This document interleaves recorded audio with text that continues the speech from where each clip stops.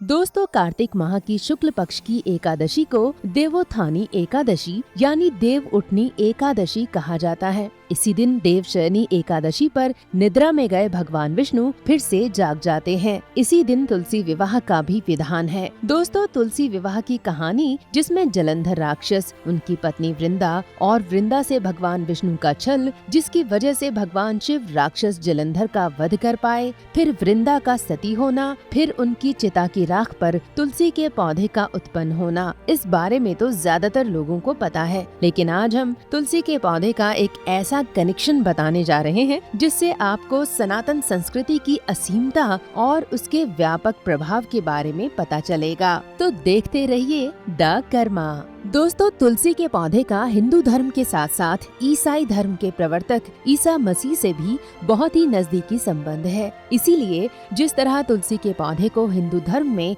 बहुत पवित्र माना गया है और कहा जाता है कि तुलसी के पौधे में माँ लक्ष्मी का वास होता है। जिस घर में तुलसी का पौधा होता है वहाँ माँ लक्ष्मी और भगवान विष्णु की कृपा दृष्टि बनी रहती है। इसी तरह क्रिश्चियनिटी में भी तुलसी को होली बेसिल यानी पवित्र तुलसी कहकर पुकारा जाता है। दोस्तों, ईसाई धर्म में भी तुलसी के पौधे को बहुत अहमियत दी जाती है। जानते हैं क्यों? क्योंकि तुलसी का पौधा जीसस क्राइस्ट की मृत्यु और उनके फिर से जिंदा होकर प्रकट होने जैसी बड़ी घटना से जुड़ा हुआ माना जाता है। दोस्तों, क्राइस्ट और तुलसी जी के पौधे को समझने के लिए हमें ग्रीक ऑर्थोडॉक्स चर्च की मान्यताओं को जानना होगा। ग्रीक ऑर्थोडॉक्स चर्च का प्रभाव आज भी ग्रीस, बुल्गारिया, सर्बिया जैसे देशों में है। ग्रीक ऑर्थोडॉक्स चर्च की मान्यता के अनुसार तुलसी या होली बेसिल एक पवित्र पौधा है। उनके मुताबिक जब ईसा मसीह को क्रॉस या सलीब यानी सूली पर चढ़ाया गया तो उस क्रॉस के नीचे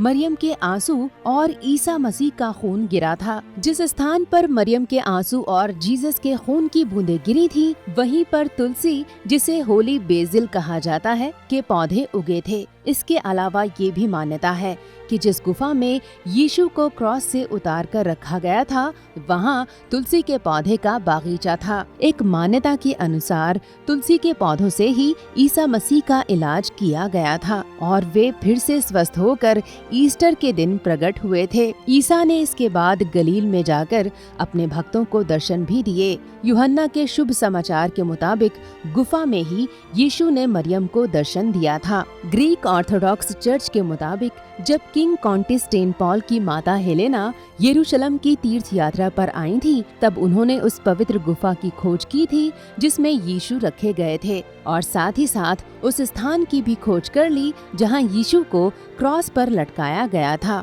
इन दोनों स्थानों पर होली बेसिल यानी तुलसी के बागीचे भी मिले थे। आज भी ग्रीक ऑर्थोडॉक्स चर्च में तुलसी के पौधे से ही होली वाटर बनाया जाता है और होली वाटर या तुलसी के पौधे से ही क्रॉस पर लगाने के लिए सुगंधित तेल भी बनाया जाता है। दोस्तों, तुलसी भी एक अहम कारण है जिसकी वजह से ईसा मसीह का एक रिश्ता भगवान श्री कृष्ण से भी जोड़ा जाता है। ग्रीक माइथोलॉजी में कृष्ण और क्राइस्ट दोनों शब्दों का अर्थ एक ही है। कृष्ण का ग्रीक समानार्थी शब्द क्रिस्टो है, जिसका अर्थ दिव्य होता है। क्रिस्टो शब्द से ही क्राइस्ट निकला है, जिसका अर्थ भी वही होता है जो कृष्ण का अर्थ है। इस तरह तुलसी सिर्फ हिंदू धर्म ही नहीं बल्कि क्रिश्चियनिटी में भी एक बहुत इम्पोर्टेंट पार्ट है। दोस्तों, तुलसी के पौधे और ईसा मसीह के संबंध पर हमारा ये वीडियो आपको जरूर पसंद आया होगा। इसे लाइक और शेयर करें, हमारे चैनल को सब्सक्राइब करें और नोटिफिकेशन के लिए बेल आइकन दबाना ना भूलें। धन्यवाद।